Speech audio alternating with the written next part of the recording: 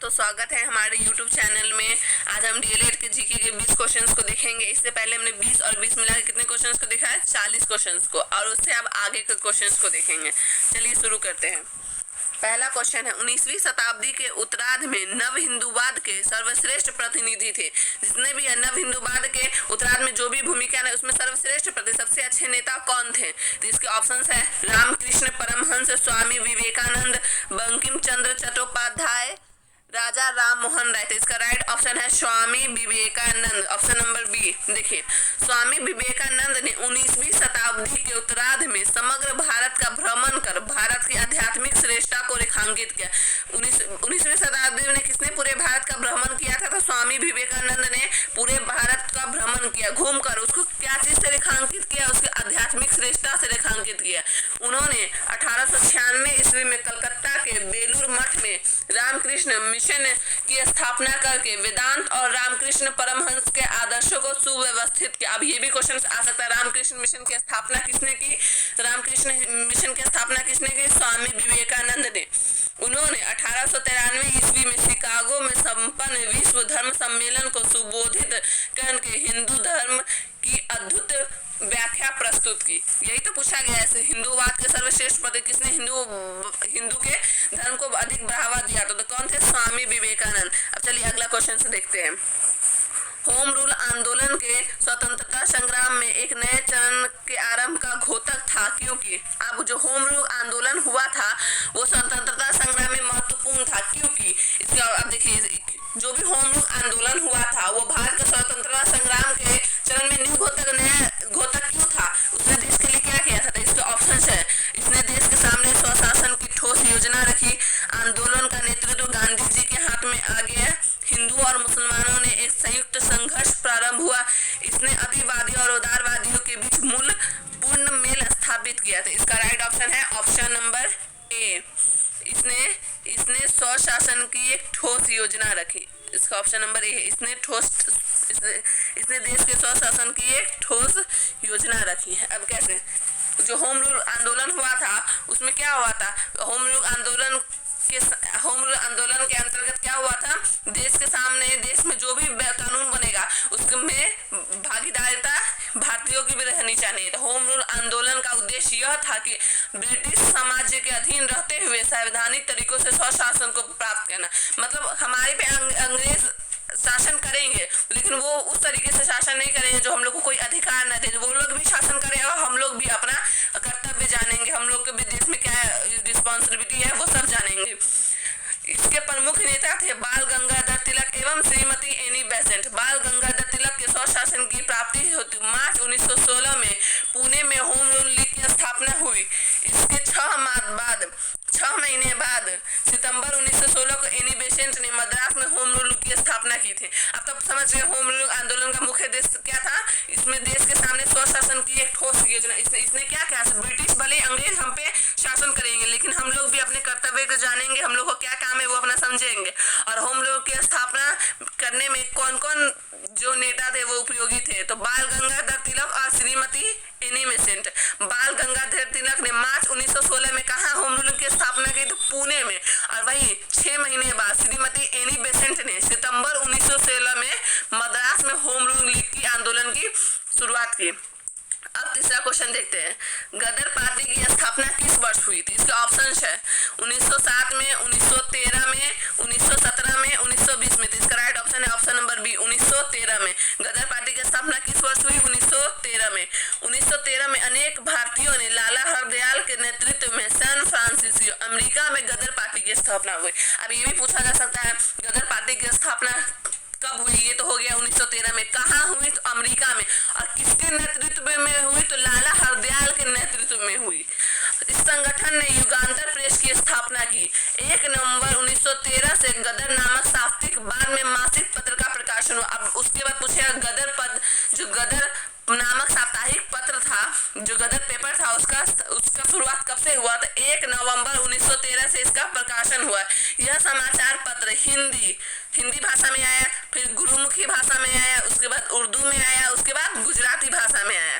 तो गदर पार्टी के बारे में जितनी बातें थी वो कब इसका स्थापना हुआ तो 1913 में। और किसके नेतृत्व में हुआ? लाला हरदयाल के नेतृत्व में। और कहाँ हुआ? तो अमेरिका में हुआ। और इसका पेपर जो गदर का नाम का पेपर होता है वो कब हुआ?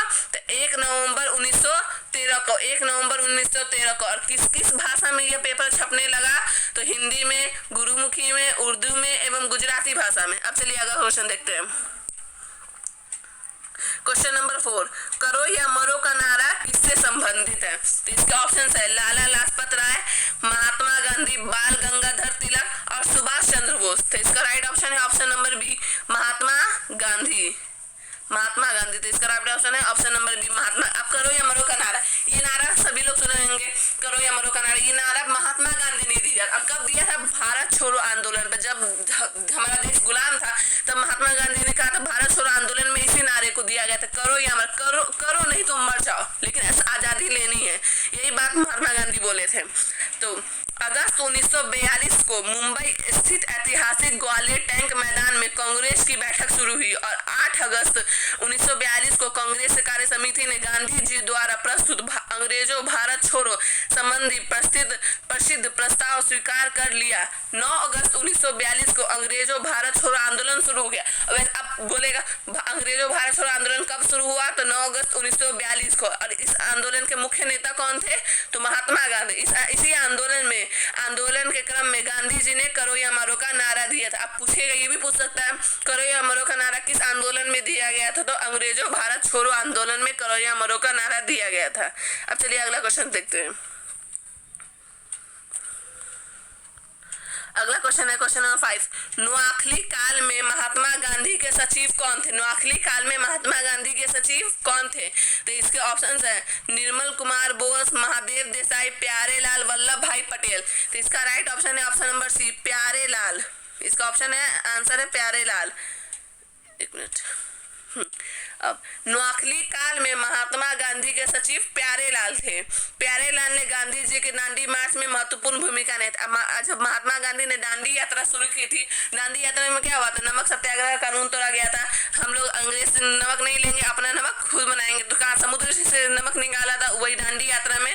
और उसमें दांडी यात्रा में प्यारे लाल उनका बहुत ज्यादा साथ दिए थे, इसलिए नोआखली काल में महात्मा गांधी के सचिव कौन थे? तो प्यारे लाल थे। क्वेश्चन नंबर 6, जयप्रकाश नारायण को राष्ट्रीय स्तर के नेता की पहचान किस स्तंभ में मिली? जो जयप्रकाश नारायण थे उसको राष्ट्रीय स्तर, इंटरनेशनल, मतलब उसको नेशनल लीडर के रूप में कब पहचाना गया? कौन से आंदोलन में? तो इसके ऑप्शन है भारत छोड़ो आंदोलन, कांग्रेस समाजवादी दल की स्थापना, भूदान आंदोलन, उनको कांग्रेस कार्यकारिणी समिति का सदस्य बनाया जाए। इस क्वेश्चन को फिर से देखिए, एक मिनट अच्छे से दिखाते हैं। जयप्रकाश नारायण को राष्ट्रीय स्तर के नेता की पहचान किस स्तंभ में मिली? जो जयप्रकाश नारायण था उसको नेशनल लीडर के रूप में कब पहचाना जाने लगा? तो इसके ऑप्शन है भारत छोड़ो आंदोलन, कांग्रेस समाजवादी दल की स्थापना, भूदान आंदोलन, उनको कांग्रेस कार्यकारिणी समिति का सदस्य बनाया जाना। तो इसका राइट ऑप्शन है ऑप्शन नंबर ए, भारत छोड़ो आंदोलन। भारत छोड़ो आंदोलन में जयप्रकाश नारायण को राष्ट्रीय स्तर के नेता की पहचान की गई। 1942 में वर्धा ने कांग्रेस ने भारत छोड़ो आंदोलन प्रस्ताव पारित किया था। 7 अगस्त 1942 को कांग्रेस की बैठक बंबई के ऐतिहासिक ग्वालियर, पहले भी बताए थे ऐसे, भारत छोड़ो आंदोलन की बैठक सर्वप्रथम कहाँ हुई थी? तो ऐतिहासिक ग्वालियर टैंक में हुई थी। कब हुई थी? 7 अगस्त 1942 की। इसकी अध्यक्षता अबुल कलाम आजाद ने की थी। भारत छोड़ो आंदोलन में बिहार प्रांतीय आजाद दस्ते का नेतृत्व सूरज नारायण सिंह के अधीन था। बिहार में कौन इसका नेतृत्व कर रहा था? सूरज नारायण सिंह। परंतु भारत सरकार के दबाव में मार्च 1943 में जयप्रकाश नारायण, डॉक्टर लोहिया, राम वृक्ष बेनीपुरी, बाबू श्याम नंदन, कार्तिक प्रसाद सिंह इत्यादि नेताओं को गिरफ्तार कर लिया गया, हनुमान नगर जेल में डाल दिया गया। जयप्रकाश नारायण को राष्ट्रीय स्तर के नेता की पहचान इसी आंदोलन के संदर्भ में मिली। तो क्या बोला है? जयप्रकाश नारायण को राष्ट्रीय लीडर के रूप में कब पहचाना गया? तो भारत छोड़ो आंदोलन में। भारत छोड़ो आंदोलन कब स्टार्ट हुआ? 7 अगस्त 1942 को बंबई के ऐतिहासिक ग्वालियर से। इसके अध्यक्ष कौन थे? अबुल कलाम।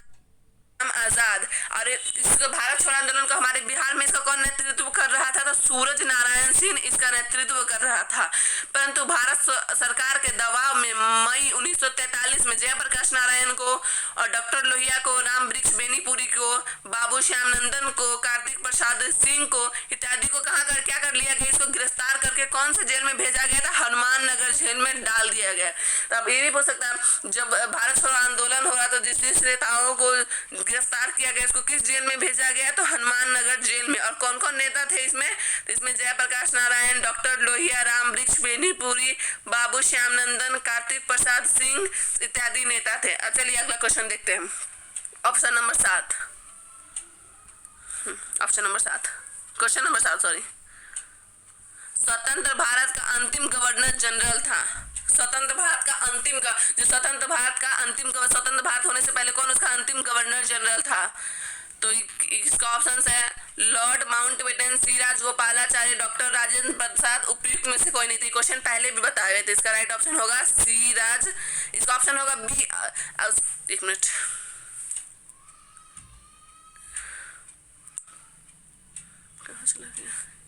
तो इसका ऑप्शन होगा बी, सी राजगोपालाचारी। स्वतंत्र भारत का अंतिम गवर्नर जनरल कौन था? सी राजगोपालाचारी। भारत के अंतिम वायसराय, भारत के अंतिम जो आजाद से पहले और स्वतंत्र भारत का अंतिम, पहले तो आजाद भारत का लास्ट, स्वतंत्र भारत का प्रथम गवर्नर जनरल कौन था? तो भारत के अंतिम वायसराय एवं स्वतंत्र भारत के प्रथम गवर्नर जनरल लॉर्ड माउंटबेटन थे। एक मिनट, तो देखिए स्वतंत्र भारत, क्वेश्चन क्या बोला? स्वतंत्र भारत का अंतिम गवर्नर जनरल कौन था? तो इसका था अंतिम गवर्नर जनरल सी राजगोपालाचारी था। लेकिन भारत के अंतिम वायसराय एवं स्वतंत्र भारत के प्रथम गवर्नर थे लॉर्ड माउंटबेटन। एवं स्वतंत्र भारत के पहले एवं अंतिम भारतीय गवर्नर थे सी राजगोपालाचारी। तो इसका राइट ऑप्शन होगा ऑप्शन नंबर बी। कंफ्यूज मत होइए, लेकिन फिर से समझाते हैं। इसमें क्या बोला? स्वतंत्र भारत का अंतिम गवर्नर जनरल कौन था? मतलब जो क्या होगा? स्वतंत्र भारत का अंतिम, स्वतंत्र भारत का अंतिम क्या, इसका मतलब क्या बोला? जो आजादी से पहले अंतिम रहा होगा, स्वतंत्र भारत का आखिरी रहा होगा, तो वही होगा सी राजगोपालाचारी। और उसका प्रथम जो स्वतंत्र भारत हुआ और प्रथम जो गवर्नर जनरल बना था वो कौन था? Lord Mountbatten. चलिए अब अगला क्वेश्चन देखते हैं। क्वेश्चन नंबर 8, सविनय अवज्ञा आंदोलन की असफलता के बाद गांधी जी ने नेतृत्व किया। मतलब सविनय अवज्ञा आंदोलन जब असफल हुआ तो गांधी जी ने किसको महत्व दिया? इसका ऑप्शन है रचनात्मक कार्यक्रम को, हिंसा के सीमित उपयोग को, अंग्रेजों से समझौता पर, उपयुक्त में से कोई नहीं। तो इसका राइट ऑप्शन है ऑप्शन नंबर ए, रचनात्मक कार्यक्रम को। सविनय अवज्ञा जब आंदोलन असफल हो गया तो गांधी जी ने रचनात्मक कार्यक्रम को महत्व दिया। गांधी जी के इंग्लैंड प्रवास के दौरान सविनय अवज्ञा आंदोलन को सरकार ने बर्बरता पूर्वक दबाना चाहा। जब गांधी जी इंग्लैंड चले गए तो सविनय अवज्ञा आंदोलन को सरकार दबा दिए। बंगाल एवं उत्तर प्रदेश सीमा प्रांतों में आंदोलन को पूरी तरह दबाए गए। लोगों ने आंदोलन के प्रति उत्साह में कमी देकर गांधी जी ने इस आंदोलन को 7 अप्रैल 1934 को स्थगित कर दिया। अब ये भी पूछ सकता है सविनय अवज्ञा आंदोलन को किसने कब स्थगित किया और किसने? तो सविनय अवज्ञा आंदोलन को महात्मा गांधी जी ने स्थगित किया और 7 अप्रैल 1934 को स्थगित किया। और ये सविनय अवज्ञा आंदोलन का ध्यान हटाकर कहाँ रखे अपना ध्यान? रचनात्मक कार्यक्रम पे अपना ध्यान केंद्रित किया। अब चलिए 9वां क्वेश्चन देखते हैं। अगला क्वेश्चन देखते हैं। अगला क्वेश्चन देखें, क्वेश्चन नंबर 9, 1927 से 28 के काल में भारतीय राजनीतिक में क्रांतिकारी कार्यविधि का पुनरीति का कारण था। 1927 के और 28 के काल में भारतीय राजनीतिक में क्रांतिकारी कार्यविधि का पुनरीति का कारण कौन था? तो इसके ऑप्शंस देखिए। हरदयाल और लाला लाजपत राय जैसे नेताओं का बढ़ा हुआ प्रभाव, गांधी जी द्वारा असहयोग आंदोलन का स्थगन, विदेशी घटनाओं का प्रभाव और भारतीयों की मांगों को अंग्रेजों द्वारा अस्वीकार किया जाना। इसको अच्छे से दिखाते हैं, 1 मिनट रुके। हाँ, यह क्वेश्चन नंबर 9 देखिए अच्छे से। 1927 से 28 के काल में भारतीय राजनीति में क्रांतिकारी कार्यविधि की पुनरीति का कारण था। तो इसका राइट ऑप्शन होगा option number B, Gandhi ji द्वारा असहयोग आंदोलन को स्थगित कर देना। 1927 से 28 में जो क्रांति बढ़ा तो किस कारण से, जब महात्मा गांधी ने असहयोग आंदोलन को खत्म कर दिया तो उसके बाद लोगों में क्रांतिकारी की भावना जग गई। 1923 से 28 के दौरान राजनीतिक में क्रांतिकारी विधियों की पुनरावृत्ति का मुख्य कारण था गांधी जी द्वारा असहयोग आंदोलन का स्थगन, मतलब इसको गांधी जी द्वारा असहयोग आंदोलन को रोक देना। असहयोग आंदोलन की इस सफलता ने युवकों को निराश कर दिया। उन्हें लगने लगा कि अब हिंसा के द्वारा ही स्वतंत्रता प्राप्त की जा सकती, इसलिए वे क्रांतिकारी गतिविधियों की तरफ आकृष्ट किए। जब असहयोग आंदोलन समाप्त हो गया तो लोग क्या सोचने से लोग निराश हो गए, फिर वो क्या सोचने लगे अब हमें हिंसा के द्वारा, हिंसा मतलब मार काट के द्वारा हमें आज़ादी लेनी है। लेकिन गांधी जी का क्या सोचता है, नहीं मार काट नहीं करना है लेकिन आज़ादी लेनी है। लेकिन इस आंदोलन के बाद सब मार काट पे चले गए, इसीलिए वे क्रांतिकारी गतिविधियों की ओर आकृष्ट हो गए, क्रांतिकारी विधि में भाग लेने लगे। चलिए अब अगला क्वेश्चन देखते हैं। क्वेश्चन नंबर 10, 1857 का विद्रोह मुख्यतः यहाँ पे मिस टाइपिंग हो गया, मुख्यतः किस कारण से असफल है। 1857 का विद्रोह मुख्यतः किस कारण से असफल, यहाँ पे ठीक कर लीजिए, मुख्यतः बना दीजिएगा। 1857 का विद्रोह मुख्यतः किस कारण से असफल रहा। हिंदू मुस्लिम एकता की कमी, किसी सामान्य योजना और केंद्रीय संगठन की कमी, इसके प्रभाव का सीमित क्षेत्र और जमींदारों की सहभागिता। तो इसका राइट ऑप्शन होगा ऑप्शन नंबर बी। एक मिनट, इसका राइट ऑप्शन है ऑप्शन नंबर बी, किसी सामान्य योजना और संगठन, केंद्रीय संगठन की। 1857 का विद्रोह हुआ था उसमें सब तो विद्रोह का सोच लिए थे, लेकिन किसी के पास ठोस योजना नहीं थी और संगठन भी नहीं था, कोई यहाँ पे थे तो कोई वहां पे थे, इसके कारण यह आंदोलन असफल रहा।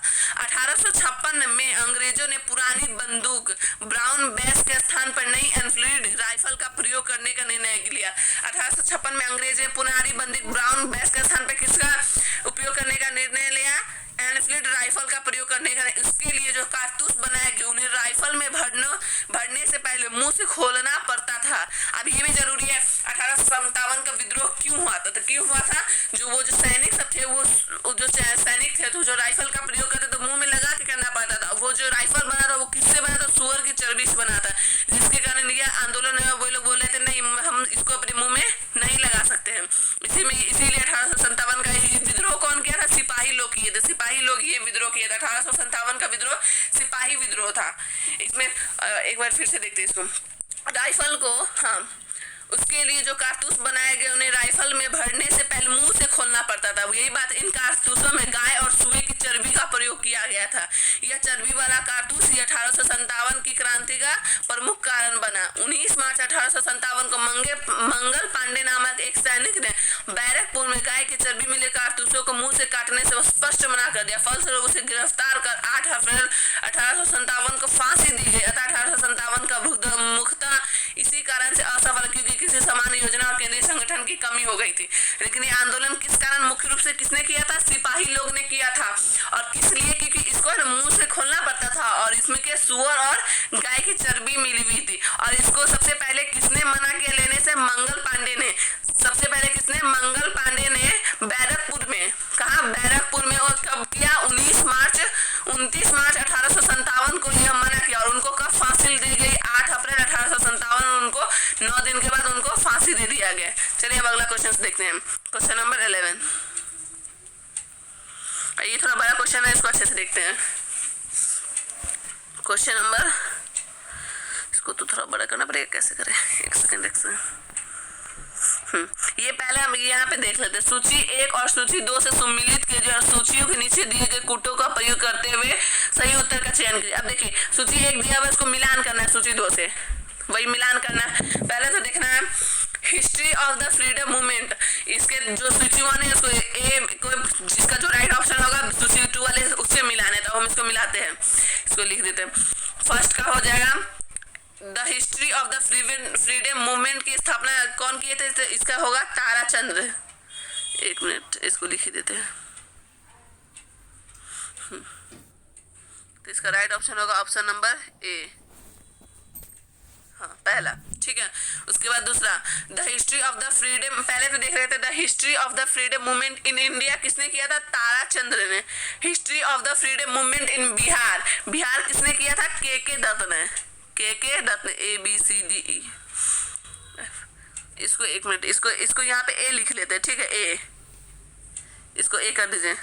और यहाँ पे इसको history of the freedom movement in Bihar, इसको कर लीजिएगा ई। उसके बाद आनंद मठ, आनंद मठ फिर से पढ़ाए हुए हैं, आनंद मठ के हो जाएगा बंकिम चंद्र चट्टोपाध्याय, तो अब आनंद मठ का हो जाएगा F.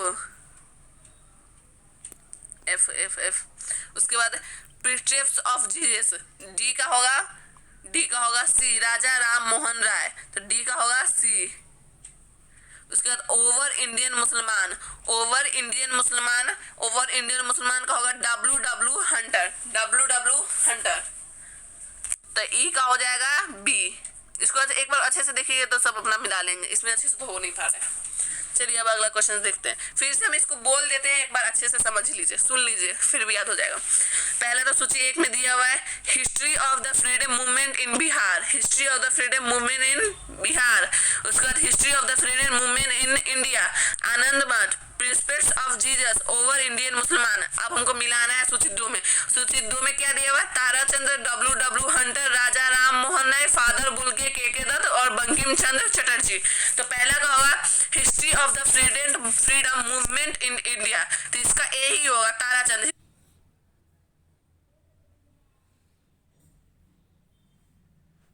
History of the freedom movement in India किसने लिखा था? तो ताराचंद्र ने। फिर history of the freedom movement in Bihar, अब बिहार की बात है तो इसने किया था? के दत्त ने। इसका आंसर बी का आंसर होगा ई। फिर आनंद मठ का कौन होगा? आनंद मठ का होगा बंकिम चंद्र चटर्जी, ई का होगा एफ। फिर प्रिंसेप्स ऑफ जीसस, इसका हो जाएगा सी, राजा राम मोहन राय। फिर ओवर इंडियन मुसलमान का होगा WW हंटर। सुन के भी याद कर लीजिएगा तो हो जाएगा, इसमें थोड़ा मिस टाइपिंग हो गया, अच्छे से हो नहीं पा रहा है। चलिए अब अगला क्वेश्चन देखते हैं।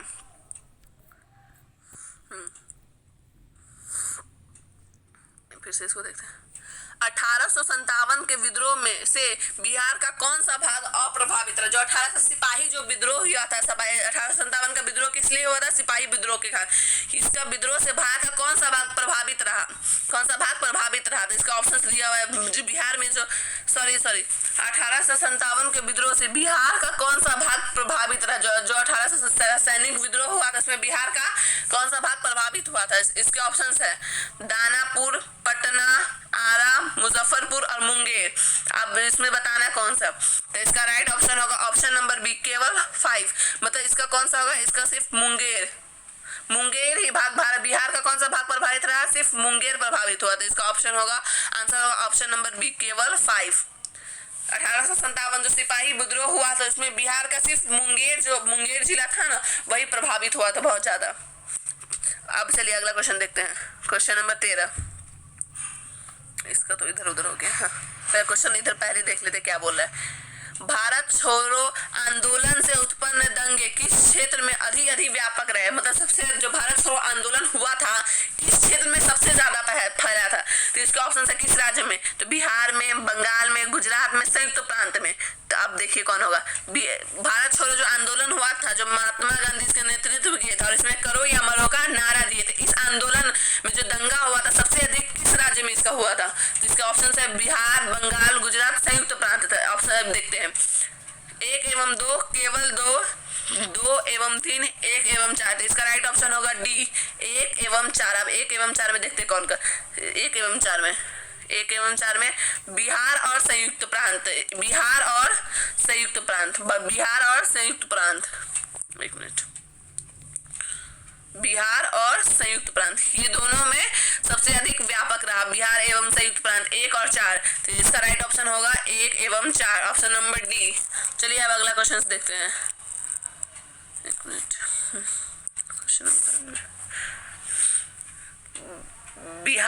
भारत छोड़ो आंदोलन से उत्पन्न दंगे में सबसे अधिक व्यापक बिहार तथा संयुक्त प्रांत रहा है। सबसे ज्यादा किसमें असर पड़ा? बिहार एवं संयुक्त प्रांत में। क्वेश्चन नंबर 14 देखते हैं। निम्नलिखित में से किस सत्याग्रह आंदोलन ने गांधी गांधी जी ने प्रत्यक्ष रूप से भाग नहीं लिया। अब कौन सा ऐसा आंदोलन, सत्याग्रह आंदोलन था जिसमें गांधी जी ने प्रत्यक्ष मतलब सामने आकर इसमें भाग नहीं, वो भाग लिए होंगे, लिए थे, लेकिन सामने आकर इसका नेतृत्व नहीं किए थे। इसके ऑप्शन है राजकोट सत्याग्रह, खेरा सत्याग्रह, वाइकोम सत्याग्रह, असहयोग आंदोलन। तो इसका राइट ऑप्शन है ऑप्शन नंबर ए, राजकोट सत्याग्रह। इसका राइट ऑप्शन है ऑप्शन नंबर ए, राजकोट सत्याग्रह। इस प्रश्न गांधी जी ने 1917 में चंपारण सत्याग्रह की सफलता के बाद गुजरात में खेरा के किसानों की समस्या को लेकर आंदोलन शुरू किया। 1924 से 25 में संपन्न वाइकोम सत्याग्रह एक गांधीवाद है। 1925 में गांधी जी ने 141 दिन वाइकोम की यात्रा की थी। असहयोग आंदोलन में गांधी जी की भागीदारी सर्वविदित थी। अथवा सत्याग्रह अथवा राजकोट सत्याग्रह। तो इसका राइट ऑप्शन होगा ऑप्शन नंबर ए, राजकोट सत्याग्रह। मतलब सारे आंदोलन जैसे हम बताते हैं फिर से, गांधी जी ने चंपारण सत्याग्रह कब किया था? चंपारण सत्याग्रह 1917 में, और वो भी सफल रहा। उसके बाद गुजरात में खेरा आंदोलन किया था, किसानों के प्रति नील की खेती जो हुई थी उसमें किया था। फिर 1924 से 25 में कौन सा आंदोलन किया था? वाइकोम सत्याग्रह, वाइकोम सत्याग्रह। और उसके बाद उसी में राजकोट सत्याग्रह उन्होंने प्रत्यक्ष रूप से मतलब सामने से भाग नहीं लिया था। अब चलिए अगला क्वेश्चन देखते हैं।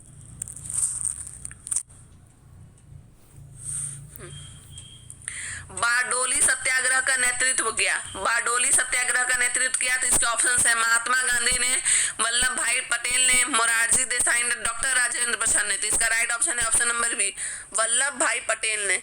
गुजरात में स्थित बारडोली के किसानों ने सरकार द्वारा बढ़ाए गए 30% टैक्स के विरोध में वल्लभ भाई पटेल के नेतृत्व में सत्याग्रह किया गया था।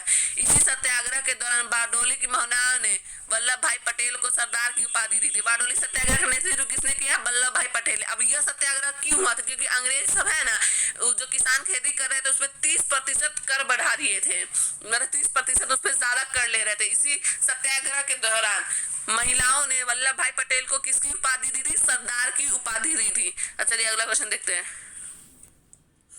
भारत छोड़ो प्रस्ताव पारित होने के बाद गांधी जी को कैद किया गया। इसके ऑप्शन से भारत छोड़ो आंदोलन जब प्रस्ताव पारित हो गया तो गांधी जी को कैद किया गया था किस जेल में? तो यरवदा जेल में, नैनी जेल में, अहमदाबाद के किले में, आगा खान पैलेस में। तो इसके ऑप्शन है ऑप्शन नंबर डी, आगा खान पैलेस में। इसके ऑप्शन है ऑप्शन नंबर डी, आगा खान पैलेस में।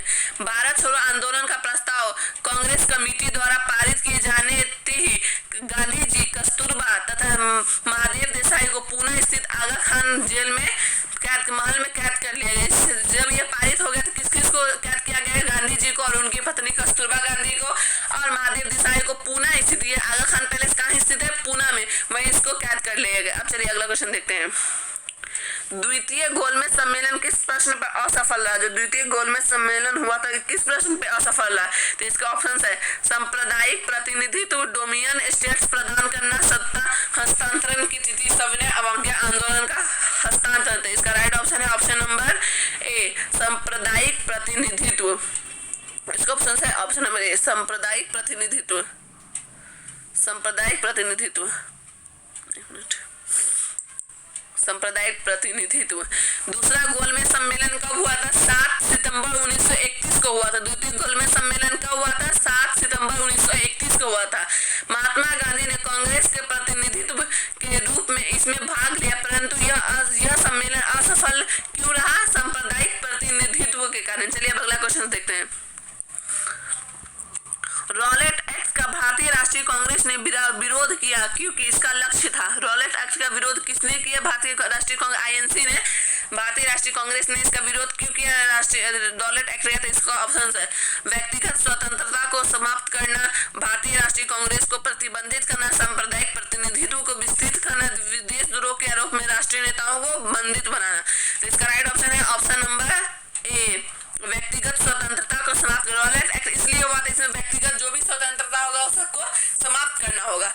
तो देखिए 19 मार्च 1919 को लागू रॉलेट एक्ट के तहत किसी भी संदेहप्रद व्यक्ति को बिना मुकदमा चलाए पुलिस गिरफ्तार कर निरुद्ध कर सकती है, लेकिन पुलिस के इस कृत्य के विरुद्ध न कोई अपील, न कोई दलील की जा सकती और न वकील किया जा सकता है। इससे लोगों की व्यक्तिगत स्वतंत्रता छीन ली गई थी, इसलिए कांग्रेस ने इसका विरोध किया। अब रॉलेट एक्ट क्या था? रॉलेट एक्ट के तहत ये हुआ था, कोई भी संदेह मतलब हाँ समझ गया तो उसको थोड़ा सा शक है, शक की बुनियाद पर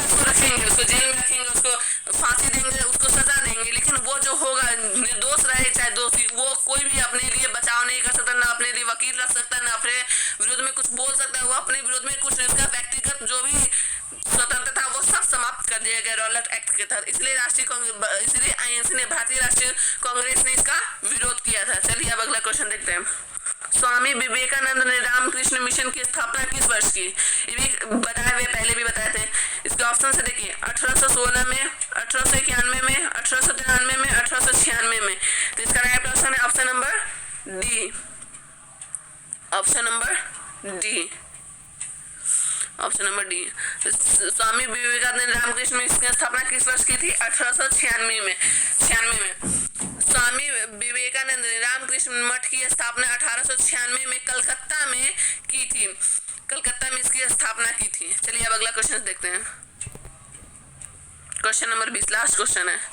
1998 में भारतीय राष्ट्रीय कांग्रेस के अध्यक्ष निर्वाचित, 1998 में भारतीय राष्ट्रीय कांग्रेस INC के अध्यक्ष कौन निर्वाचित हुए थे? इसके ऑप्शन है अबुल कलाम आजाद, सुभाष चंद्र बोस, पिताजी सीतारामैया, JK कृपलानी।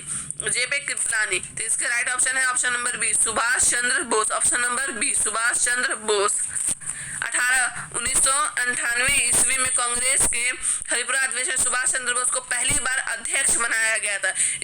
दूसरी बार उन्होंने त्रिपुरी कांग्रेस में गांधी जी के विरोध के बाद अध्यक्ष पद के लिए चुना गया था, लेकिन कांग्रेस कार्यकारिणी के निरंतर विरोध में उन्हें अध्यक्ष पद से त्याग पत्र, वो बन तो गए 1998 में, नेता बन तो गए, लेकिन फिर उनको त्याग पत्र देना पड़ा। इसलिए आज के लिए इतना ही। चलिए आज के लिए इतना ही। Thank you.